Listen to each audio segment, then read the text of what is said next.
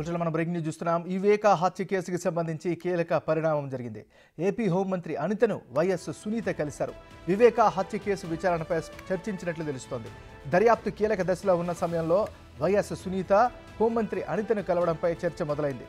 వివేక హత్య కేసులో త్వరలోనే అన్ని విషయాలు బయటకు వస్తాయని ఇటీవల అసెంబ్లీ వేదికగా సీఎం చంద్రబాబు వ్యాఖ్యానించారు. ఈ క్రమంలో వీరి భేటీకి ప్రాధాన్యత సంతరించుకుంది.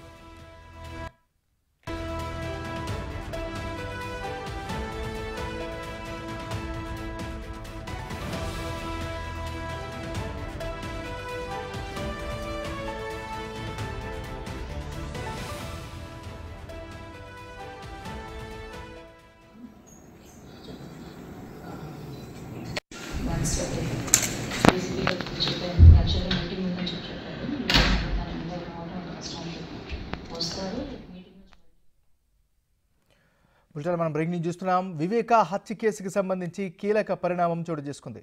ఏపీ హోంమంత్రి అనితను వైఎస్ సునీత కలిశారు.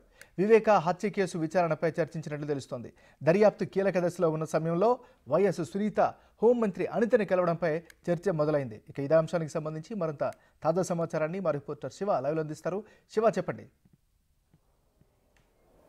రైట్ నాగరాజు, మొత్తం మీద చూసుకుంటే ఏదైతే 2019, 2024 ఎన్నికల్లో అప్పటి అధికార పక్షం తర్వాత అధికార పక్షం రెండు అధికార పక్షాలని ఓటమికి కీలకమైన పాత్ర పోషించిన అంశం వివేక హత్య కేసు. సో ఈ హత్య కేసుకు సంబంధించి కూడా గత 5 సంవత్సరాల కాలంగా కూడా శరవేగంగా దర్యాప్తు జరగాల్సిన పరిస్థితి కనిపించింది. కానీ అప్పటి అధికార పార్టీ నేతల అండదండలతో కేసు పూర్తి స్థాయిలో నీరుగారిపోయింది. అనేక అంశాలకు సంబంధించి వివేక కుమార్తె సునీతారెడ్డి ఇటు హైకోర్టులో పోరాటం చేయటం, అటు కేంద్రాన్ని ఇటు ఎంపీలని రకరకాలుగా ప్రయత్నాలు చేసి తనకి న్యాయం చేయాలని చెప్పి కూడా కోరిన పరిస్థితి కనిపించింది. తాజాగా ప్రభుత్వం మారిపోవడంతో ఎన్నికల ప్రచారంలో కూడా ఇదే అంశాన్ని కడపలో కూడా ప్రస్తావించారు సునీత. సో ఈ నేపథ్యంలో ప్రభుత్వం మారిపోవడంతో ప్రస్తుతం వివేక హత్య కేసుకు సంబంధించి సుప్రీంకోర్టులో విచారణ కొనసాగుతోంది. మరొక అంశానికి సంబంధించి ఏదైతే అవినాష్ రెడ్డి బెయిల్కి సంబంధించి కూడా తెలంగాణ హైకోర్టులో విచారణ కొనసాగుతుంది. సో ఈ నేపథ్యంలో వాస్తవానికి ఈ నెల 4వ తేదీన తెలంగాణ హైకోర్టులో బెయిల్ పిటిషన్ డిస్మిస్ చేయాలని చెప్పి కూడా సిబిఐ అధికారులు పిటిషన్ దాఖలు చేశారు. అక్కడ కొన్ని కారణాల వల్ల ప్రస్తుతం ఆ కేసు అయితే విచారణలో ఉంది. వచ్చే వారంలో విచారణకు వచ్చే అవకాశం కనిపిస్తోంది.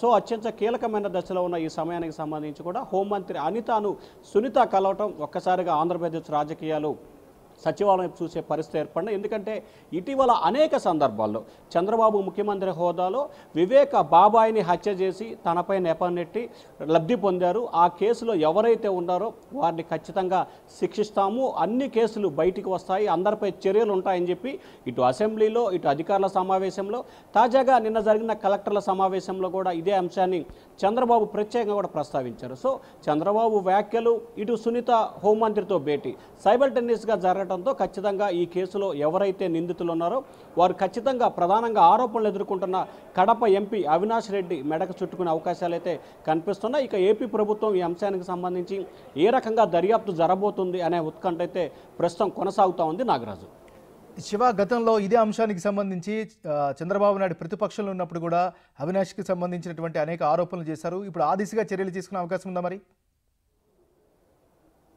అంటే ఖచ్చితంగా ఆ గతంలో ఏదైతే చంద్రబాబు చేసిన ఆరోపణలకి పూర్తి స్థాయిలో కట్టుబడి ఉన్నాడు కాబట్టే ఆయన కొత్తగా ఏర్పడిన తర్వాత, అంటే ప్రభుత్వం కొత్తగా ఏర్పడిన తర్వాత అదే అంశాలని అటు క్యాబినెట్ భేటీలో కానీ, ఇటు కలెక్టర్ కాన్ఫరెన్స్లో కానీ, అటు అసెంబ్లీలో కానీ చంద్రబాబు ప్రస్తావించిన పరిస్థితి. సో ఈ నేపథ్యంలోనే కడప జిల్లాకు సంబంధించి కొంతమంది పోలీసు అధికారులపై కేసు నమోదు చేయడం, సిబిఐ అధికారులపై కడప జిల్లా పోలీసులు కేసు నమోదు చేయడం, వీటన్నిటిని కూడా సమగ్రమైన రీతిలో దర్యాప్తు చేయాలని చెప్పి ప్రభుత్వం ఆలోచన చేస్తూ ఉంది. దానికి సంబంధించి కూడా 1-2 రోజుల్లోనే కీలకమైన నిర్ణయం వెలువడే అవకాశం కనిపిస్తూ ఉంది. ఇప్పటికే ఏపీ క్యాబినెట్ జరుగుతుంది. క్యాబినెట్ భేటీకి ముందే సునీత హోంమంత్రి అనితతో భేటీ అవడం, ఖచ్చితంగా ఈ అంశానికి సంబంధించి కూడా క్యాబినెట్ భేటీలో అనిత చంద్రబాబు దృష్టికి తీసుకెళ్లే అవకాశాలు అయితే కనిపిస్తున్నాయి.